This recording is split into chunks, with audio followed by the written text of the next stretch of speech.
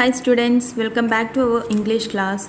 Today we are going to discuss the second part of the lesson, the Turkish cap. Before that, let us recall what we have seen in the first part. In the last class, we saw some boys were playing in the ground which is outside their school compound, and while playing, a man with a Turkish cap came there and he was very furious and shouted the boys for damaging his cap and warned them he will inform the principal immediately. So let us see what happened then. Okay. So let's read the next paragraph. Turning around, he started walking towards the school. I quickly stole a glance at my friends. We were all scared of the principal, Mr. Ahmad. The man went straight to the principal's office. All of us crept into the courtyard outside the principal's room. We tried to guess the conversation they were having and the punishment we would be given. Soon the peon came and called us. One by one we entered the principal's room. So, what is the meaning stole a glance at? Stole a glance at means quickly looked at. So they all were scared and frightened about this incident, and they moved to the principal's room through courtyard. Courtyard means an open area surrounded by walls or buildings. We all have courtyard in our school, right? So through courtyard they were moving towards their principal's room, and they were standing outside the room and tried to listen the conversation between the principal and the man, because they wanted to know what punishment they will get. Isn't it? So they started to listen to them. Actually, the man was complaining about the students there. Suddenly, the peon comes out of the room and called them to get inside the principal's room. They entered the room with great fear in their heart. Their heart was beating fastly. Next paragraph. Who is responsible for all this? Mr. Ahmad asked in a thundering voice. We looked at one another. No one could say a word. Mr. Ahmad raised his voice. Why don't any one of you speak up? I replied, Sir, we are sorry. We shall be careful in future.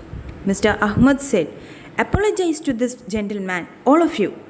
We chorused, We are very sorry, sir. Okay, boys, the man said. He looked happy and moved towards the door. When they reached principal's room, Mr. Ahmad asked in a thundering voice, Who is responsible for all this? Mr. Ahmad is the principal. Okay. So, principal's name is Mr. Ahmad. He was shouting in a thundering voice. Thundering voice means loud voice or speak loudly. Okay. And the children couldn't say any word. So the principal, he asked again, why don't anyone speak up? Speak up means speak honestly. At that time, the narrator said, Sir, we are really sorry. We will not do it again. At that time, the principal asked the boys to apologize to that man. And the boys were chorused. Chorused means speak together.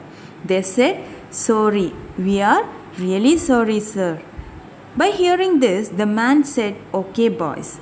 By saying this, his face looked little bit happy and he moved back to the door. Next paragraph. Just as we were going out, Mr. Ahmad asked us, Whose stroke was it? I looked towards Kunal. He was looking at me. My heart was beating faster and faster. But how could I blame my friend? With a sinking feeling, I decided I would take the blame. I opened my mouth to reply. But Kunal was quicker. Sir, it was my stroke. I am very sorry. At that moment, the principal asked the children, Whose stroke was it? They were frightened, and our narrator and his friend Kunal looked at each other. Here, our narrator knows who was the striker, but he don't want to blame his friend.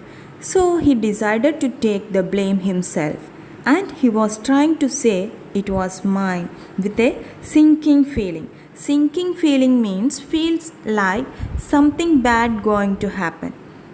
But when he opened his mouth, Kunal said very quickly, "Sir, I did this and I am really sorry.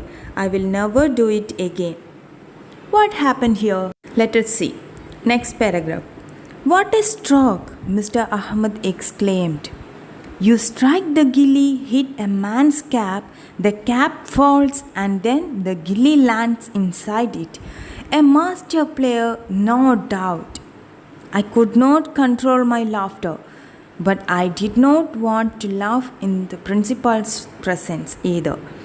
So, with great effort, I managed a wide smile. Actually, what happened here? Kunal is very honest.